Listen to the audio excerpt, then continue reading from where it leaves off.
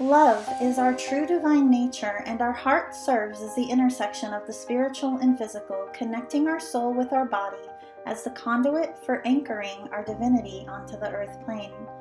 Embodying our divinity is the key to our ascension and to manifesting our highest destiny in this life. The teachings of the heart are alchemy. Join spiritual mentor and channel Jennifer Spohr each week on a sacred journey to lift the veil to remembering your divinity and meet other beautiful souls who are living the path of the awakened heart. Hey everyone, it is great to be back, and I am excited to share with you a very special guest today. Her name is Holly Erin Copeland, and she is an author, speaker, and former ecologist turned guide to the wild within. Through her work in inner rewilding, she is on a mission to reconnect humanity with the wild intelligence of being. Welcome, Holly. Thank you so much. I'm so delighted to be here. Yes, I am very delighted to have you. And for those who aren't aware, I just always like talking about synchronicities. I Many of you listening actually may not know that I had another podcast before Path of the Awakened Heart years ago called Awaken on Purpose, and Holly was a guest on that show. So I am really exceptionally excited to have her back on this show today because it's been a few years, and so I'm excited to hear about all that is unfolded. So I just love that we just organically came back together. I love it too, and I'm really delighted to be back. And lots has happened in the few years since I was on the last show, so there's lots to talk about. Yes. So, Holly, I'd love for you to share with us uh, the wild within. What is it? Tell us all about it. Okay. Oh, my favorite topic. Let's see. Well, as an ecologist, I guess I like to point people to say that there's a lot of talk about wanting to rewild the world. There's a lot of environmental concern and grief about what humans are doing to the planet. And the very kind of short turnaround punchline of my own journey was the recognition that in order to save the planet that we care about, we actually need to come back and, in a sense, save ourselves. Come back inwards, that the path that we long of the world we long to see begins within. And I took that rewilding idea from rewilding nature, and that recognition that nature is already kind of whole and pristine, and rewild within is really about coming back to our inner nature, which is already whole and complete and at peace. And that's an inner, if that doesn't feel available, if the inner landscape does not feel peaceful to you, that's in a sense on you. That's what the essential journey, inner journey, is about cleaning up what the chaos that's going on inside, and really fundamentally recognizing and coming back to the inherent peace that we are. And that peace, let me just say, is free, and free is wild. So that wild within is us, without conditions, without judgments, without shame and guilt, and all the knots that get in the way of us really experiencing our true awakened self. So for me, that inner self is not only at peace, but she or he is a wild creatrix. He or she is like meant to be here, sharing your gifts with the world, uninhibited and authentic. That's what I do. I love how aligned our work is. There's so much I want to say in response to that. I love how you describe wild because that's how I think about it too, how I feel about it, uninhibited, you know? And what you shared is so aligned with something that I speak about often too, which is, especially with everything going on in the world, right? It's like every time I'm ever asked about, well, how can I make the most difference? It's through living embodied in your truth. It's through honoring, the truth of who you are, right? But Yes. also what you're here to do. And your mission work, right, or your purpose may be something that's on a world stage. It may be highly visible and it may not be. And it Mhm. doesn't matter because it's all equal, right? Because everybody has a unique role here. But that's what I always Mhm. say in response to Yeah. that question. Oh, I'm getting chills from head to toe on what you're saying. And what's coming up to me is like the mom listening, who's wondering, like, well, how can I make a difference? And it's like, well, you being an extraordinary mother to your children is Mhm. making a difference. Like, that's enough. There's no there you what I agree so deeply with what you said. Like, whether you're on the world stage and you're a Tony Robbins level, Joe Dispenza speaker, or whether you're a mom, it, source creator does not care, is not, there's no measuring stick. You're not, Joe Dispenza isn't doing more important work than the mother of three children listening. I mean, I really, at the deepest levels, believe that. There is no yardstick here. All your job to do is to listen deeply to what you are here, what your service is, and then be just so embodied in that level of deeply devoted to your service in that, whatever that is. And it's not for any of us to say that's your beautiful journey to discover for yourself. Absolutely. And there has just been so much conditioning, societal ancestral programming, right? That's So like much. the direct inversion of that tells us we Right. need to look outside of ourselves for answers.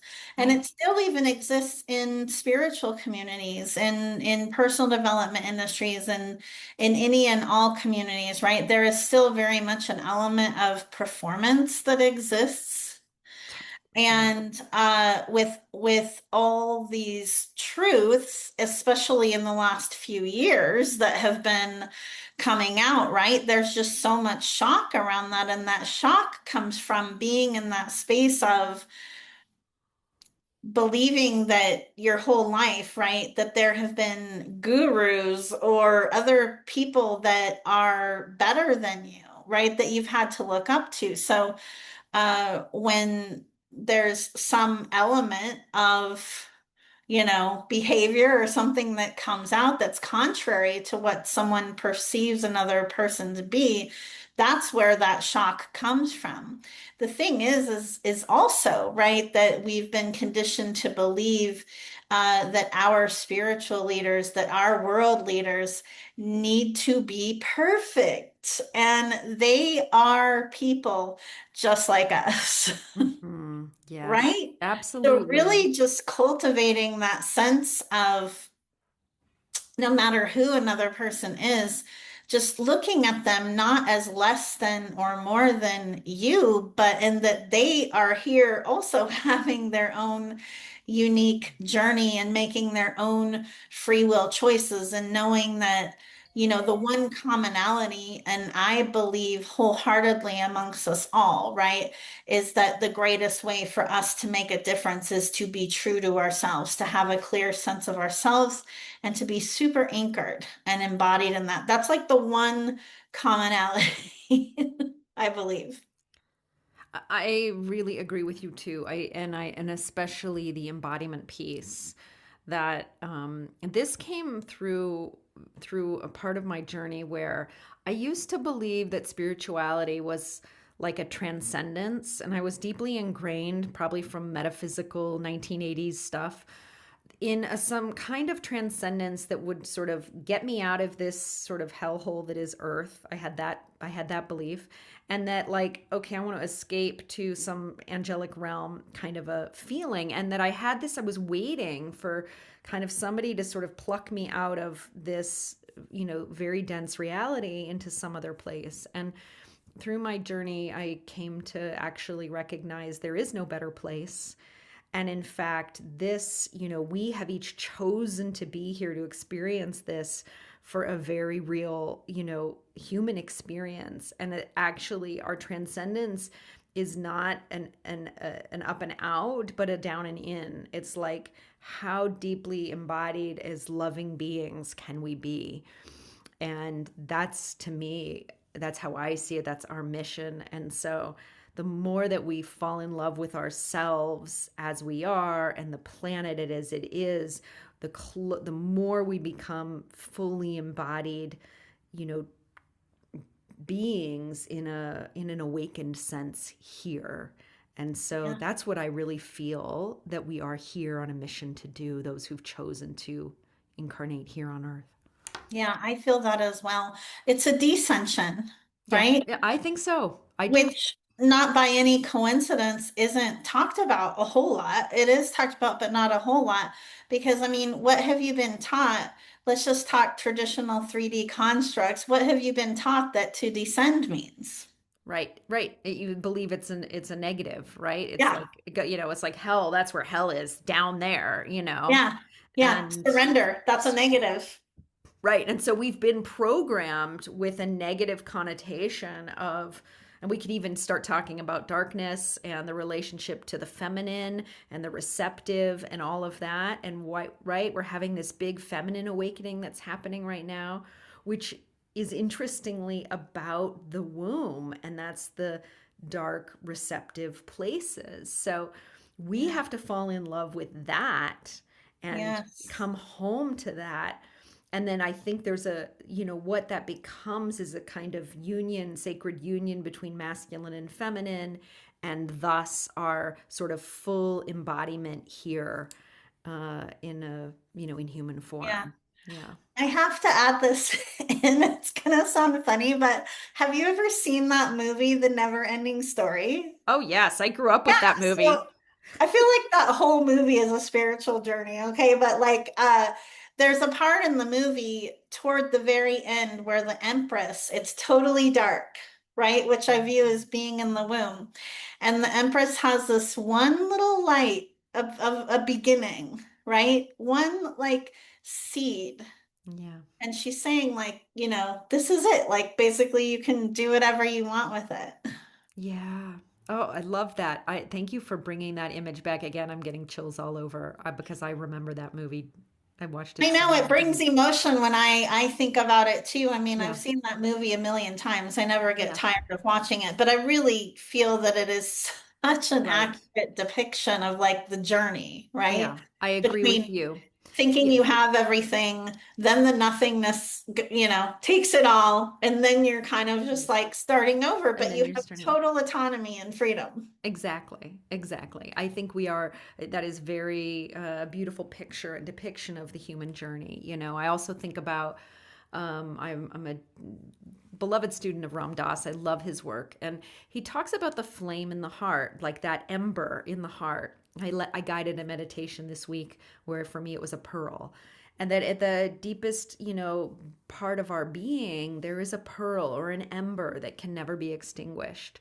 And our part of our journey is to reclaim or rekindle or discover the light, the pearl, the ember within that is kind of nestled in the darkness.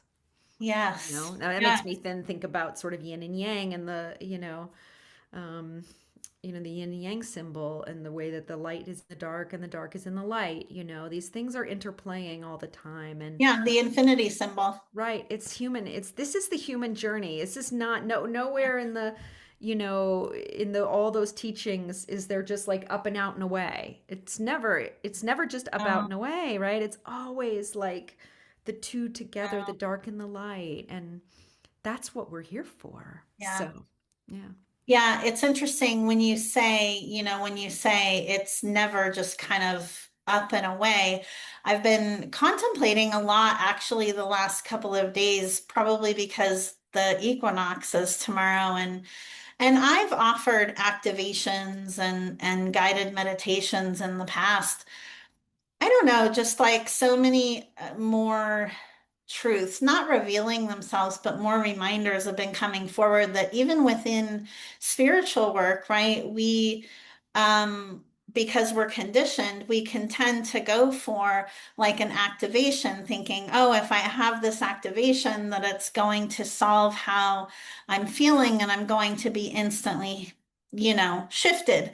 Yeah. And I want to say that that can happen. right? If you are at a level of readiness within yourself for that to happen. But I also believe that a lot of people flock to those activations because they think it's going to fix them, where they can be useful.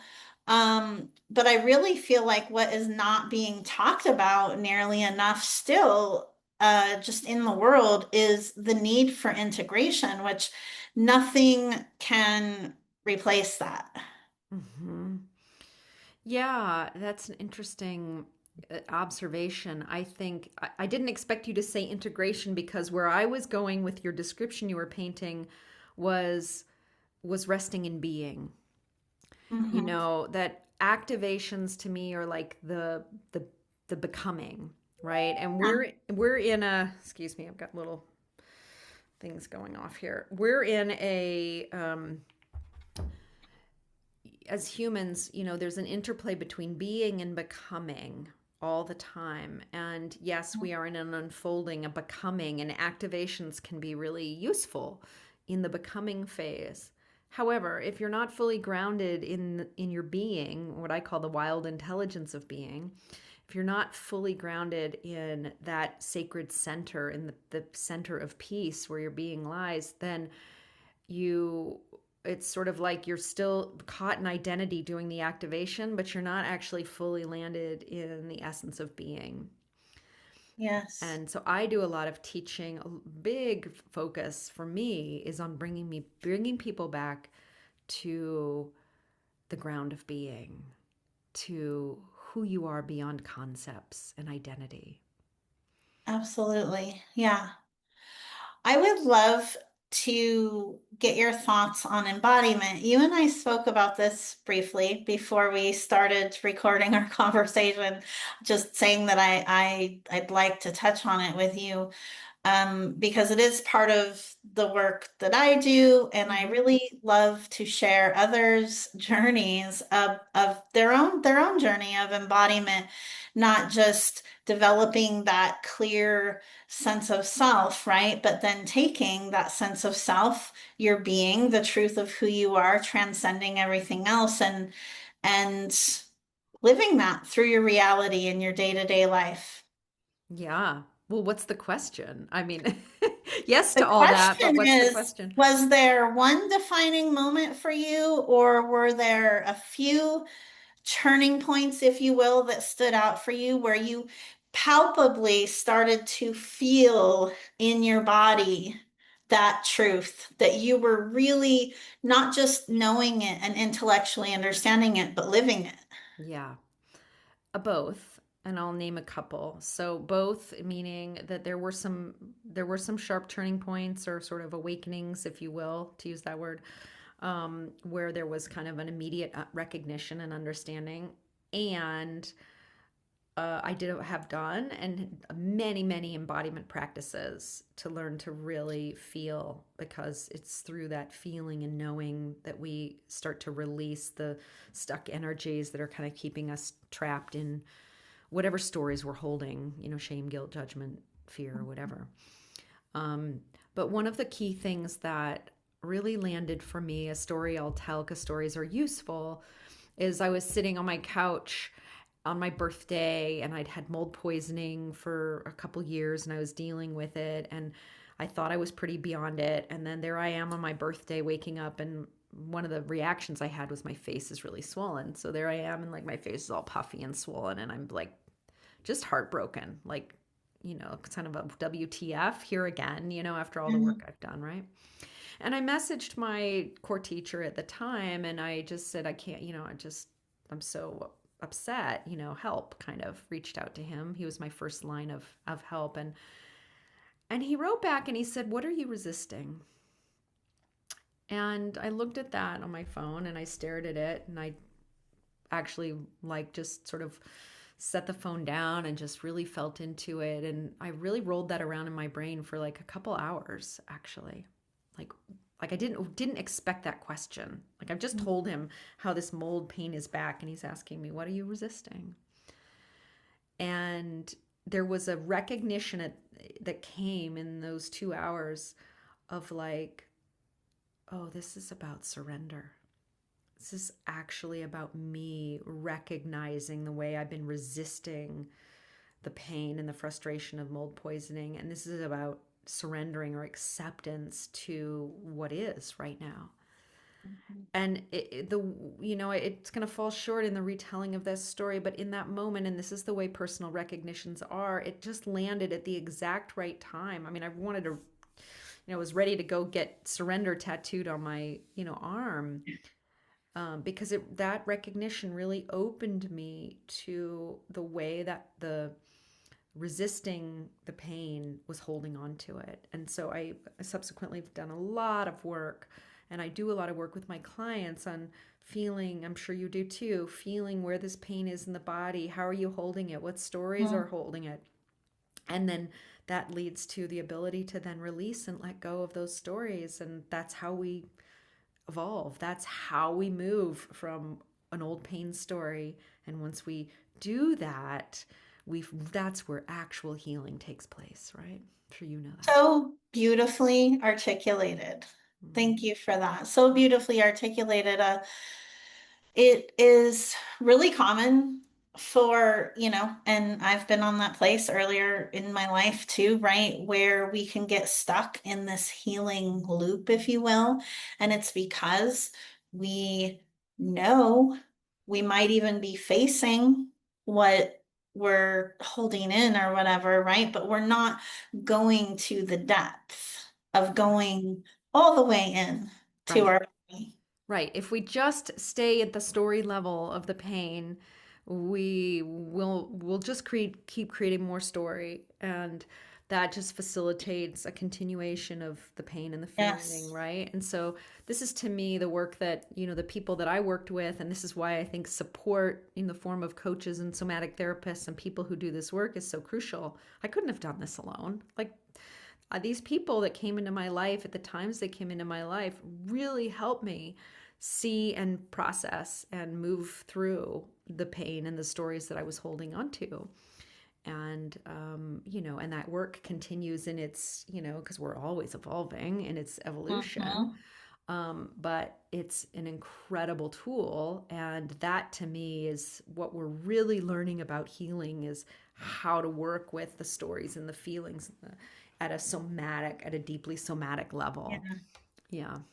Yeah. We can bring in tools. We can bring in tuning forks like I do, or, or plant essences or different things. But ultimately, it's, we have to undo the stories in the mind that are Yeah. perpetuating them.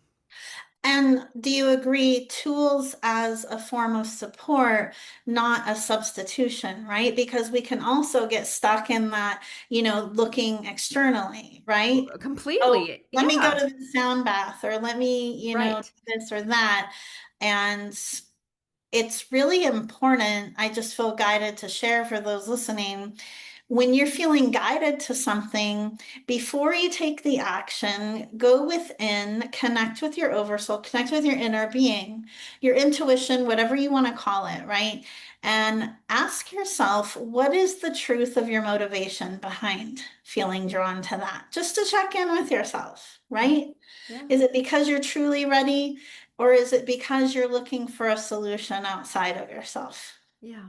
Yeah. Yeah. I mean, I think they're, I love, sound baths. I love different tools. I go to acupuncturists and chiropractors, and I Yeah, love, me like, too. Yeah. right, these healing supports, so helpful. And ultimately, at the end of the day, though, it's to use the word you talked about earlier, there's an integration process. If you're not kind of integrating what that was, and kind of really integrating the message that the story that you're, to say it very plainly, the story that you're letting go of, if you're not doing that work, you'll just keep perpetuating those same old stories. Like, at Yeah. some point, you just have to decide, oh, wow, every time I'm with my dad, I get triggered. I'm actually at the deepest level, I'm just waiting for him to be different. I'm waiting for him to apologize. I'm waiting for him to, whatever. And you, like, start to see, oh, that story is actually a story about me waiting for somebody else to change me. And I'm actually, and you see that finally, and then you decide, no, I'm responsible for everything that happens to me. Take full responsibility. What is the gift in what's happening? How can you turn the thing that's happening into it's here for you for a reason? Everything that comes to us, the universe is just a giant mirror shining back at us, trying to support us, to help us, evolve even more. So the sooner we turn whatever's happening and take full responsibility, I do this with everything that happens to me. Thank you, universe. What's here for me? And like you can do that flip, and then start to really work with it. You know, that's to me where real change begins.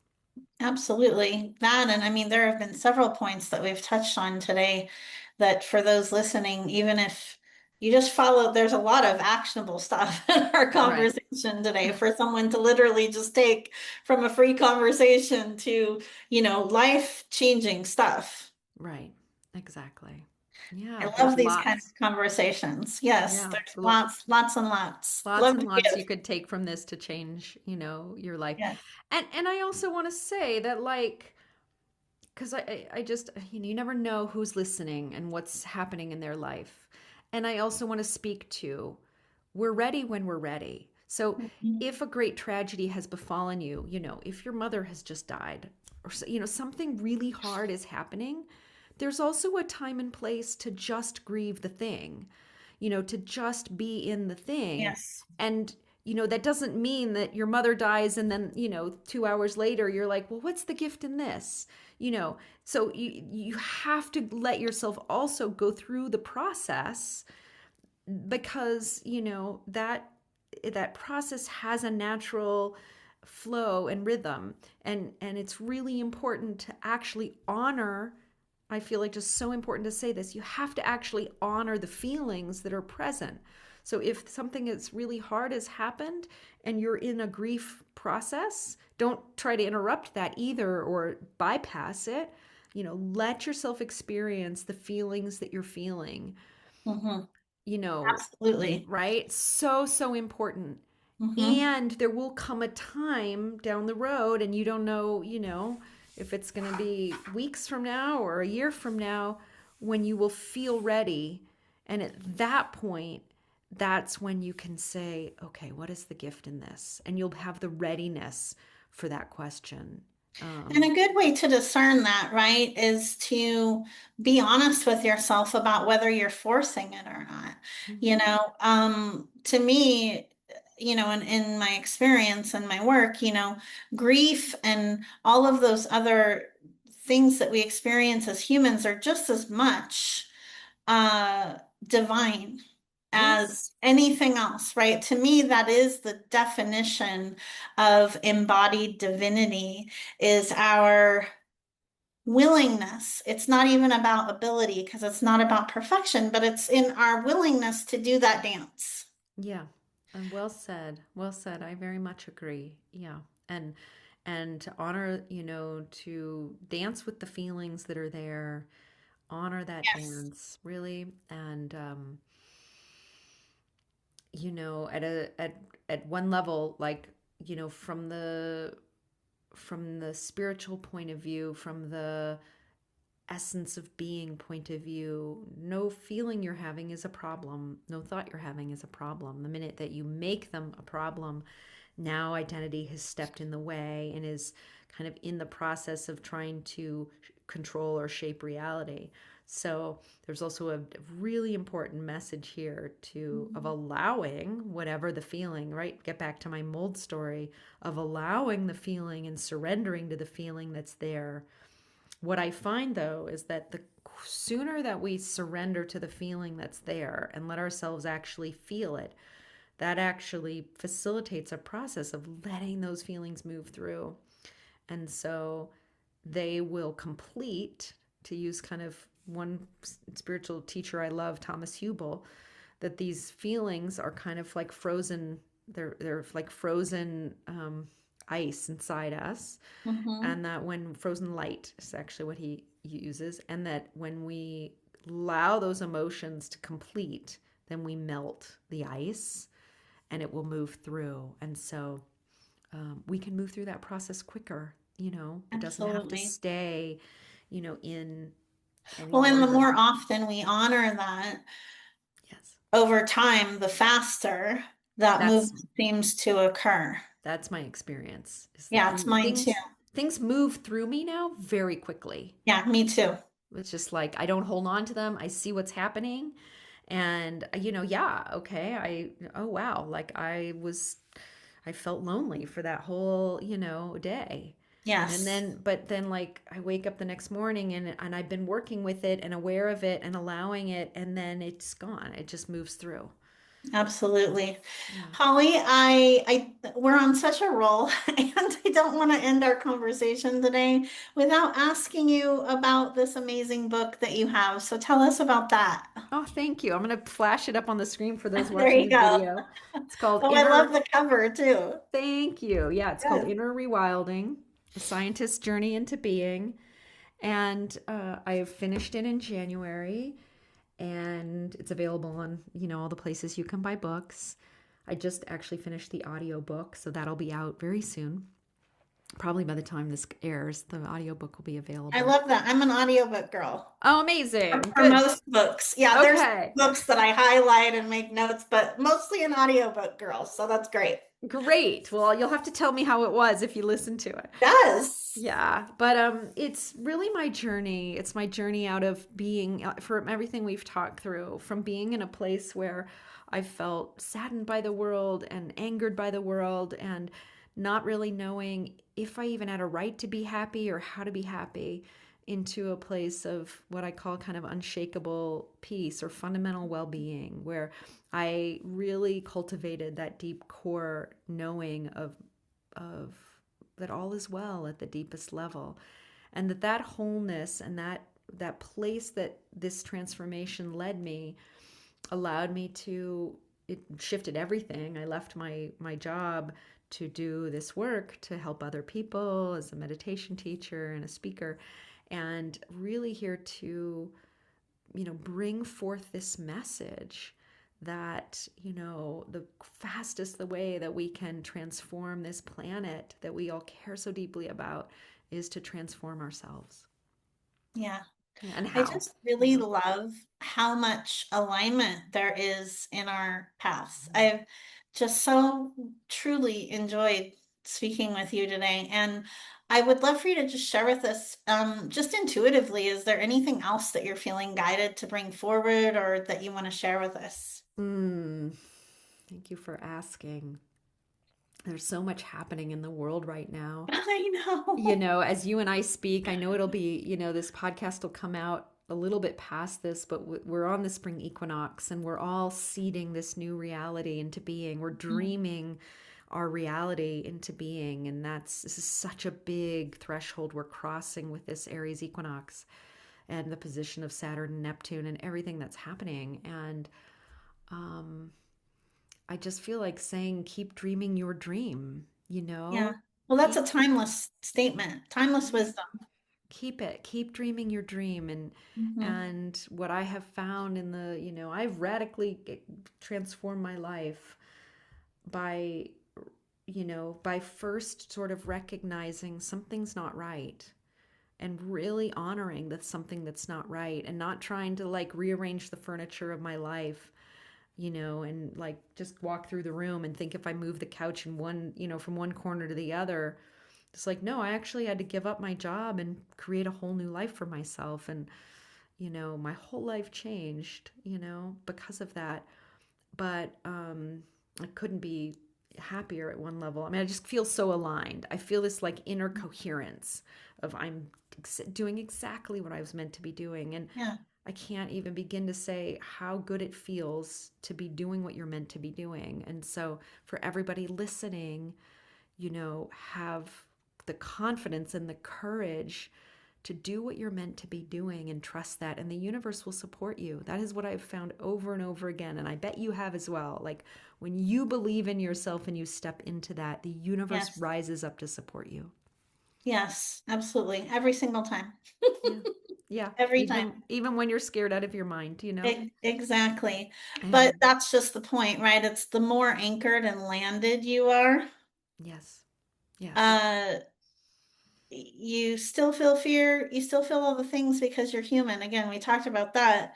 But it just moves through you faster, and you have such a fortified knowing. Like there's this quote from Joan of Arc that I say a lot because I really just feel like it captures what we're talking about so well, which is that I'm not afraid, I was born to do this. You Oh, I know, love As that.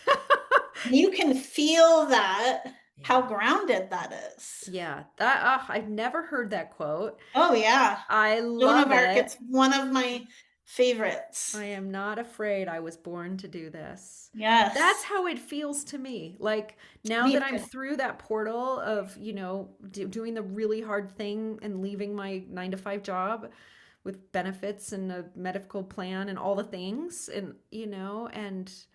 just was like I can't do it anymore. I can't, do it. And I'm meant for something else. And then it's just like once I did it, and then it just like the universe felt like it sort of reorganized Yeah. to figure out how to make the thing that I was actually meant to be doing happen. It's Yeah. pretty damn incredible. It really is. There Yeah. really aren't even words, actually. No. Holly, for folks who are listening that want to connect with you, where is the best place for them to go? Oh, I'm on so many places, but go to Instagram and message me, Rewilding Holly. And TikTok, I'm there as well, Rewilding Holly. And then my website's hollycopeland.co. And, one of those places, I'm very accessible. Feel free to reach out. I love having conversations. I love supporting people on this path. And yeah, please reach out. Beautiful. Holly, thank you so much for coming on today. I mean, truly, I mean, I feel like we could talk for hours. Yeah, I feel like we could You- too. Thank you for sharing all of your wisdom. This was so Mhm. rich, Yeah, so great.